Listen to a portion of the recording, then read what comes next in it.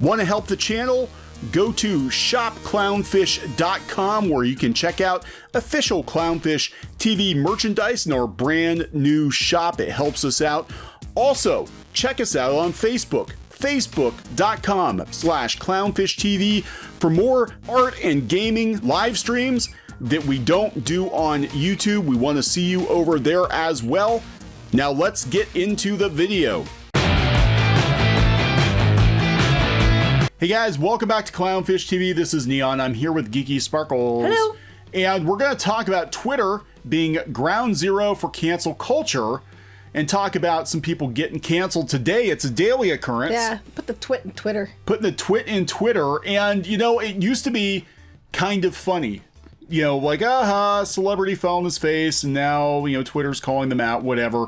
And it was sort of good-natured ribbing. Mm-hmm. And now it is morphed into people attacking your careers, attacking your livelihoods, attacking your family, taking everything from you. They're not joking around anymore. If you get canceled on Twitter, they want you basically dead and buried in a ditch somewhere, even if it's just, you know, talking about your career. Here's the thing. We need to cancel this behavior. There's canceling needs to be done. This behavior needs to be canceled.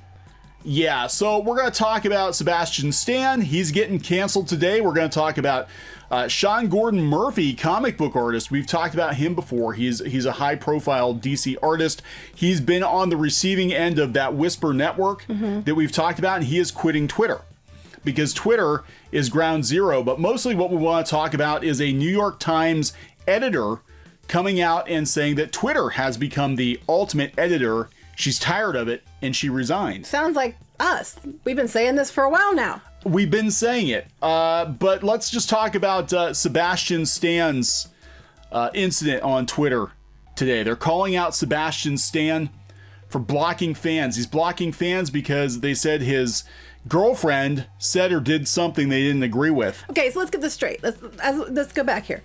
So they're mad at Sebastian Stan because his girlfriend did something they didn't like. Yes. And he didn't tell her to shut up or, you know, told her what her opinion should be. Because had he done that, he would have been in trouble as well. Because you can't tell a woman what her opinion should be.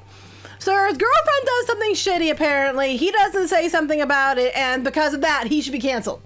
Yes. But if he had something about it, they would have been mad and would have had him canceled. If he had if he had said something to her or corrected her publicly, he would have been mansplaining to her. Right. So either way, he was going to be screwed. But at the end of the day, people were saying stuff to him, and so he blocked them. Yes. This is no different than all these dumbasses who go around on Twitter all the time blocking people because of blockchains or lists, or because you don't agree with 100% of their opinion, you only agree with 93% of their opinion, so they block you. I don't want to talk to you because you're meanie pants, and you make me feel bad because you don't 100% agree with me. So they can do it all they want. But he does it back to them, and he's in trouble, because how dare he? Yeah, he's just like, I'm not going to have this conversation, because as I understand it, I was out on Twitter trying to get to the bottom of it. As I understand it, somebody confronted him via DM or something, and he's like, I'm not having this conversation. It's on his, what his girlfriend does isn't up to him. Like, what I do isn't up to Kneon and vice versa. Yes, it is. Okay. I said that once. I used to have 2 arms. That's right. But I'm just saying, look, he's allowed to cancel whoever he flipping wants to cancel. On Twitter, he can block whoever he wants to block because they block whoever they want to block all the time. And that is A-okay. They tell you, if you don't want to deal with the negativity and you don't want to get involved, just block people. So he did. Yeah. He's allowed to. He doesn't owe you that you're allowed to follow him or he has to read your tweets. So this is where, look, and we've been watching this for, God, pretty much as long as we've been doing the channel, but really in the last couple months, the Twitter cancellations have ramped up to an 11. And it's like every damn day, anything you have ever tweeted, said on Twitter, you will be called out for. You know, all these celebrities getting canceled on Twitter. It's gotten so bad that they had to pen a letter. All these liberals are penning a letter saying, hey, maybe we've gone too far. Right, right. And then we have other liberals being like, you haven't gone far enough. Well, on Twitter, the basic rule of thumb is whatever is the most extremist you can be, you have to be that, or you are not, or you're an alt-right Yahtzee. Yeah, and okay, so this brings us to the New York Post talking about Bari Weiss, who is an editor for the New York Times. Very outspoken. She's liberal as far as I can tell. She's a staff writer. If I remember correctly, I think she was the one who talked about the difference between current progressives and like old school Democrats, and how a lot of these really, really far left people got into the New York Times in the first place, that they were basically hired by old school Democrats thinking they were the same thing. Right. Like, well, that's what happens in a lot of these places. They get themselves pushed in there and then they take over the whole damn thing. And that's what happened. And they're bullies is what they are. Yeah. They're usually entitled. They're usually bullies. They're usually trolls. Participation trophy generation. You know, it's this group of people who are constantly like canceling everyone they can cancel because they don't have the same opinion. They themselves are, I would say, are racist and sexist, even though they try to say that's not the case. They are. I'm sorry, that's the definition of racism and sexism. But they are this like little but loud group of whiny trolls, basically bullying trolls. And a lot of them, they work in media, whether it's, you know, something like the New York Times, you know, major mainstream media outlet, or, you know, a lot of these pop culture blogs. They crave power. They crave the ability to cancel. They get off on it, even if they're not getting paid a whole lot. Like we know a lot of places like Comic Book Resources only pay a few dollars an article. But those journalists love the power. They love to be able to hold court. And like power is like, using power. I matter on Twitter. But that's what it is. And we're going to talk about who's actually using Twitter. Twitter is basically an echo chamber for these far left ideologues, and journalists. Often they overlap. And that's pretty much all who's using Twitter. Why do you think they're pissed about YouTube all the time? Yeah, because YouTube exists outside of their control. But then what happens is, if YouTubers get in their crosshairs, they follow them over to YouTube, and they try to cause problems over there too, because they want to use their Twitter cancel powers. And Twitter will literally at this point cancel anybody for anything. I mean, it doesn't take much to get canceled. Your hair is parted the wrong way. Obviously, you're alt-right. Your hair literally looks like Hitler. Therefore, you literally are Hitler. Oh my God. Oh my God. She penned this letter of resignation, and she said Twitter is dictating editorial content. Well, we've been saying this. Surprise! Here's what she said. Twitter is not on the masthead of the New York Times, but Twitter has become its ultimate editor. She said in a note addressed to A.G. Sulzberger that was posted on her personal site on Tuesday. Stories are chosen and told in a way to satisfy the narrowest of audiences. And minds, rather than allow a curious public to read about the world and then draw their own conclusions. Because that would let you understand that, like Doctor Who doesn't get. People can figure things out on their own. They don't need you to preach at them or tell them what they can and can't think. You don't have that right. Yes, you must. You must tell people the right way to think. That sounds like something like from like World War II. Yeah, it does. Like, what's that word again? It rhymes with Yahtzee? Yahtzee. I don't know. Yahtzee's like to turn tell on people. your friends. Make sure you report it to the people in charge. Yeah. That reminds me of somebody like, yeah, what's that word? It rhymes with Yahtzee. Go ahead. Continue. Yeah, anyway. Yeah, what was that guy's name? Schittler? Something like that. Yeah. Hitler? I don't remember. I was always taught that journalists were charged with writing the first rough draft of history. Now, history itself is one more ephemeral thing molded to fit the needs of a predetermined narrative. Yes! We've been saying this. If people haven't got this already, I don't know what to tell you. She described an illiberal environment at the newspaper and alleged her work made me the subject of constant bullying by colleagues who disagreed with my views. Right there with you. Constant bullying. Bullying, trolling. These are bullies. These are essentially bullies trying to silence anyone who doesn't agree with them, using name-calling and threats because they don't want to lose their power. Right, and okay, so the really escalated, I do believe, and I could be mistaken, I'm not going to look it up right now, but somebody from the Times, I think it was her, talked about the difference between the camps, the old school Democrats and the current progressives. She did sign that letter. The letter. They're literally calling it the letter. The letter, God. The letter. And people are going to talk about this for a while. She was one of dozens of media figures who signed an open letter published by Harper's in which the signatories worried about the free exchange of ideas in American society as liberals and conservatives become increasingly tribal. It's mostly, at this point... It's like cultist instead of tribal. I would say it's religious zealots. And I'm sorry, I think the far left has become a religious cult. I've said it many times. The far right as well, if you're going to be very fair. The far right and the far left. Right, but what's so weird about it is that liberals used to be about kind of separation of church and state, and they were the ones who fought against, the hyper Christians of the 80s and 90s trying to censor everything. Liberals, liberty. That's what it was about, and now they become just as bad, if not worse. Mm-hmm. Than the censor-happy Christians of the 80s and 90s. Congratulations, you have just become what you hate. Exactly. You've lived long enough to become the villain. So we appreciate the many contributions that Bari made to the Times.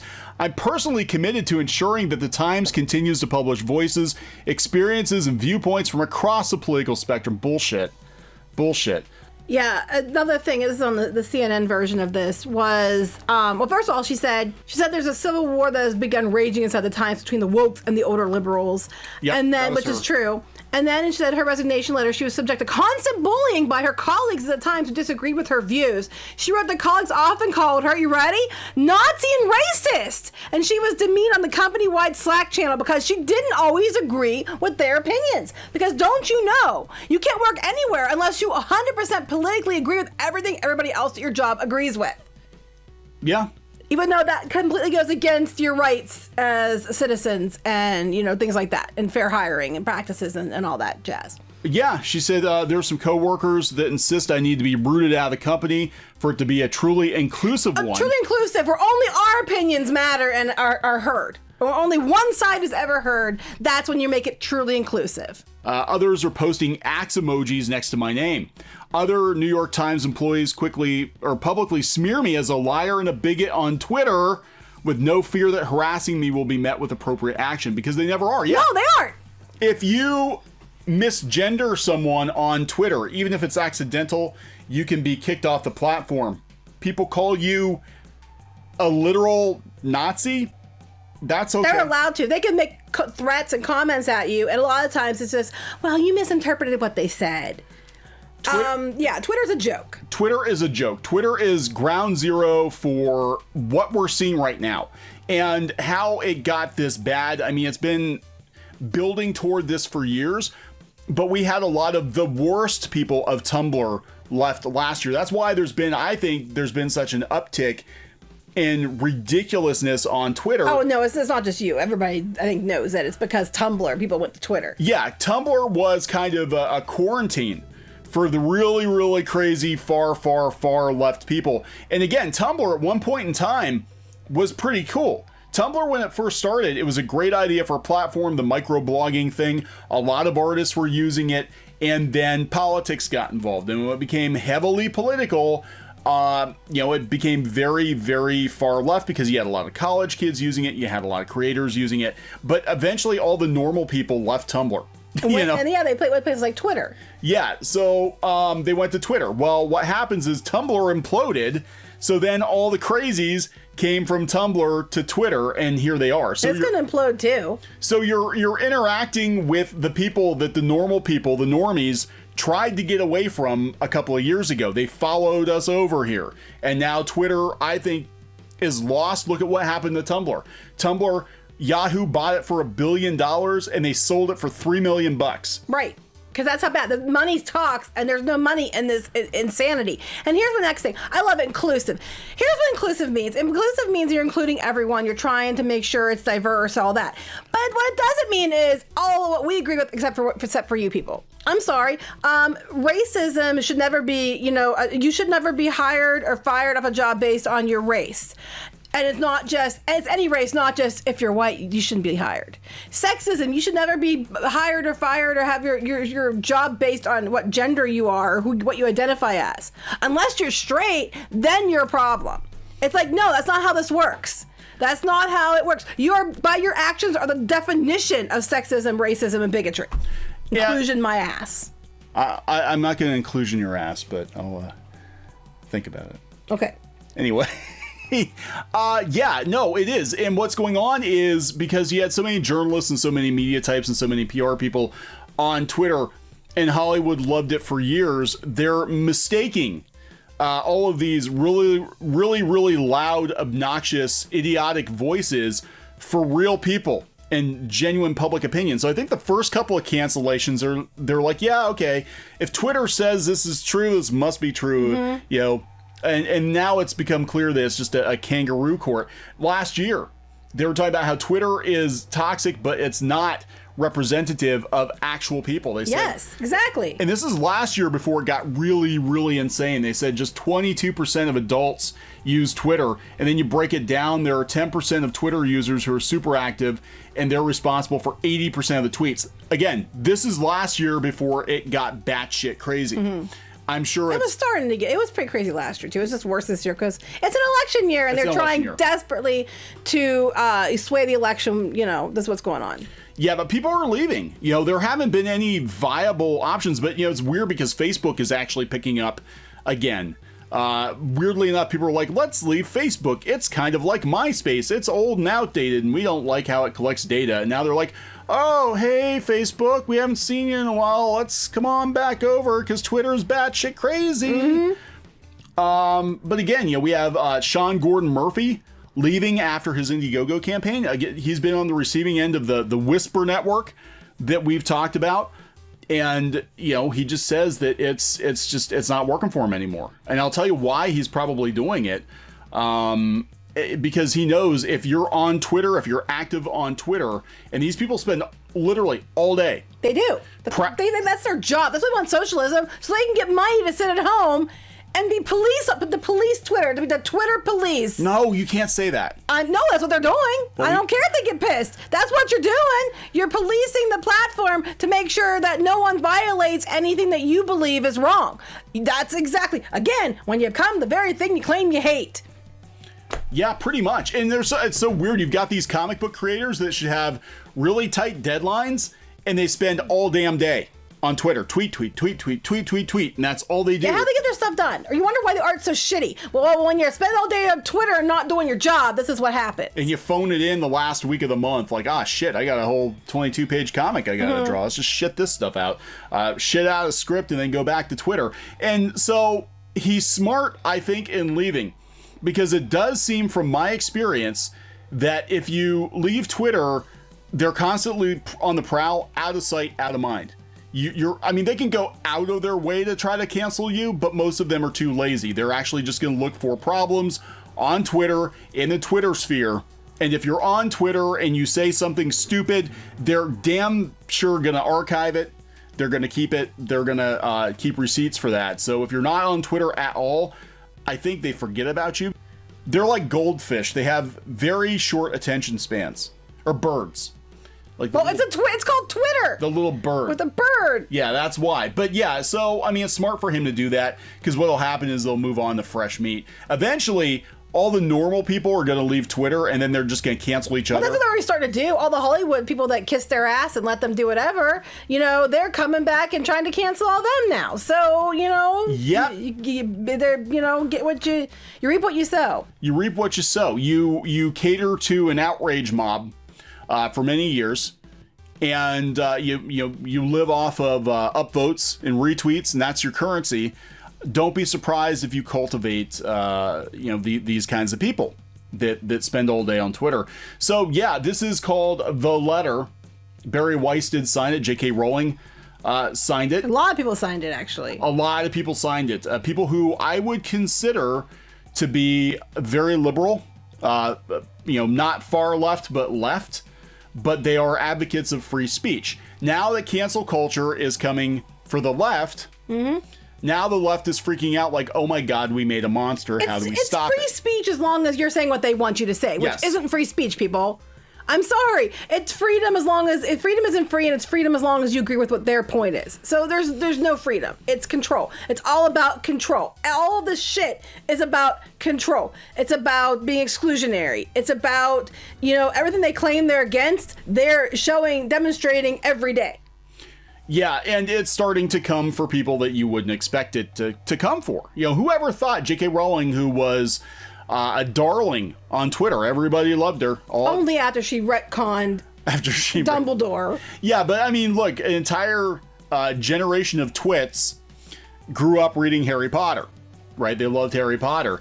And she became, she became persona non grata. That sounds like a spell. That's how There you go. That's a Harry Potter spell. Persona non grata. That's how you like. But you have to lift the end up. Persona non grata. Grata. Not grata. It's grata. And a flock of very angry rabid birds descend and that's right. just rip you to pieces and you disappear. And that's what happens. It's called cancel. Cancel. And that's what's happening. You know, whoever thought that she would be on the cancel list? You know, it used to be if you were going to get canceled, it was you had to do something like, I don't know, murder somebody. Right. You know? And even when we were younger, cancel that was what it meant. Yeah, if you were like accused of like embezzlement or you murdered somebody, and even then in Hollywood, you had to murder somebody, get caught and convicted. Right. You can get away with murder in Hollywood, but you got to get caught and convicted too. Right. Now it's like you jokingly talked about maybe possibly pushing somebody off of a boat. I saw your name show up next to somebody else's name on Twitter, even though you don't know each other or never talked to each other. But because your names are next to each other in the posting, in the way the list of posts, you clearly are a problem. Make sure you put them on the blockchain. You're in my mentions. You're in their mentions. So you clearly are a bad person, even though you might not even know these people. You're a bad person because they said so. Now, a sane world just 5 or 10 years ago would have been like, yes, this is liberalism right here. We need to talk about this. It's gone too far. The very thing they hate. They become what they hate. But we're living in crazy clown world. We are. So now not because of the picture.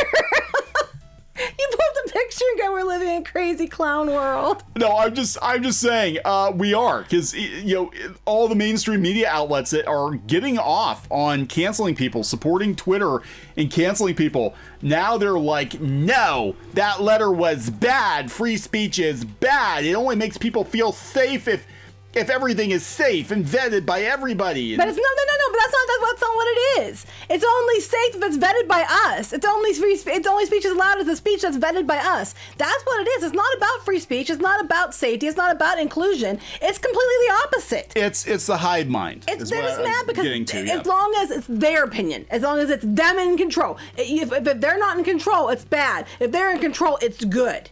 It's the exact same damn thing they accuse everybody else of. Oh, you plebs. You plebs is a deeply provincial view of free speech. The problem with the letter, in defense of open debate, we get a couple here, but mostly it's news outlets saying, hey, the letter is a problem. Guess why? Because they're run by the same damn dumbasses that you're seeing, that this woman had to quit for. Yeah. Yeah, so Twitter is the biggest problem. It really is. The best way to fight it is to not... Quit. Yeah. What was it? Quit and don't give these outlets your time or your money. Yeah. If they're going to play this game, let them eat each other. Let them, New York Times don't have any money. They're already struggling. Take your subscriptions away.